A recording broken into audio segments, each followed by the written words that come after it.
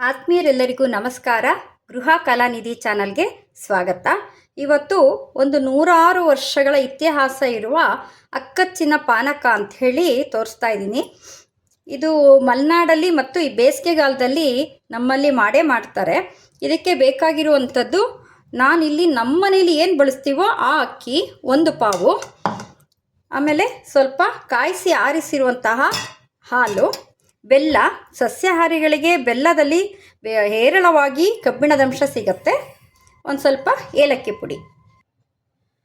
ಅಕ್ಕಿಯನ್ನು ಕ್ಲೀನಾಗಿ ತೊಳ್ಕೊಳ್ಳೋಣ. ಮೊದಲನೇ ಸಲ ತೊಳೆದಿರುವಂತಹ ನೀರನ್ನು ಯಾವುದೇ ಕಾರಣಕ್ಕೂ ಬಳಸಬಾರ್ದು.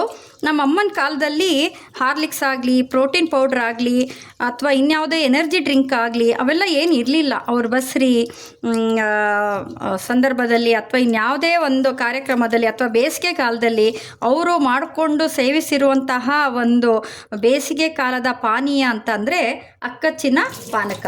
ಅಕ್ಕಿ ತೊಳೆದ ಈ ನೀರಿಗೆ ಹಾಲು ಬೆಲ್ಲ ಹಾಕಿ ಅದನ್ನು ಮಾಡಿಕೊಂಡು ಕುಡಿಯುವಂಥದ್ದು. ಇದು ದೇಹಕ್ಕೆ ಎಷ್ಟು ತಂಪು ಮಾಡುತ್ತೆ, ಎಷ್ಟು ಶಕ್ತಿ ಕೊಡುತ್ತೆ ಅಂದರೆ ಯಾವುದೇ ವಿಟಮಿನ್ ಪೌಡ್ರ್ ಆಗಲಿ, ಹಾರ್ಲಿಕ್ಸ್ ಪೌಡ್ರ್ ಆಗಲಿ ಇವ್ಯಾವುದೂ ಬೇಡ, ಅಷ್ಟು ಶಕ್ತಿ ಕೊಡುತ್ತೆ. ಈ 2ನೇ ಸಲ ಅಕ್ಕಿ ತೊಳೆದ ನೀರನ್ನು ನಾವು ಬಗೆಸ್ಕೊಳ್ಳೋಣ.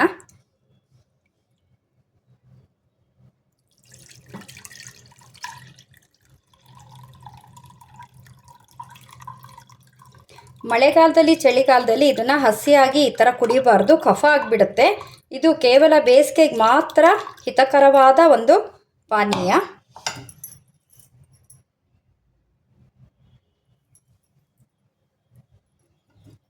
ಇದಕ್ಕೆ ಒಂದು ಸ್ವಲ್ಪ ಹಾಲು, ಕಾಯಿಸಿ ಆರಿಸಿರುವಂತಹ ಹಾಲು,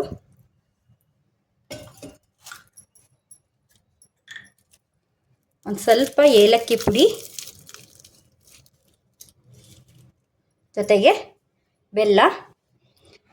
ಬೇಸಿಗೆಯಲ್ಲಿ ಧಾರಾಳವಾಗಿ ಸ್ವಲ್ಪ ಬೆಲ್ಲನೂ ಬಳಸ್ಕೊಬೇಕು, ದೇಹಕ್ಕೆ ತಂಪು ಸಹ ಕೊಡುತ್ತೆ. ಮಧ್ಯಾಹ್ನ ಒಂದು 12 ಗಂಟೆ ಅಷ್ಟೊತ್ತಿಗೆ ಇದನ್ನು ಕುಡಿದು ಬಿಟ್ಟರೆ ದೇಹಕ್ಕೆ ಹಿತವಾಗಿ ತಂಪಾಗಿರುತ್ತೆ. ಇದಕ್ಕೊಂದು 106 ವರ್ಷ ಇತಿಹಾಸ ಇದೆ, ಅಕ್ಕಚ್ಚಿನ ಪಾನಕ ಅಂಥೇಳಿ.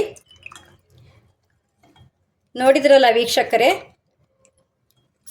ಈ ವಿಡಿಯೋ ನಿಮ್ಗೆ ಇಷ್ಟ ಆಯಿತು ಅಂದರೆ ಲೈಕ್ ಕೊಡಿ, ಶೇರ್ ಮಾಡಿ, ಸಬ್ಸ್ಕ್ರೈಬ್ ಮಾಡಿ. ಇದೇ ಥರ ಬೇಸಿಗೆ ಸೀರೀಸ್ ಅಂಥೇಳಿ ಇನ್ನೊಂದಿಷ್ಟು ಸಾಂಪ್ರದಾಯಿಕ ಹಳೆಯ ಅಡುಗೆಗಳನ್ನು, ಈ ಥರ ಪಾನೀಯಗಳನ್ನು ತೋರಿಸ್ತೀನಿ.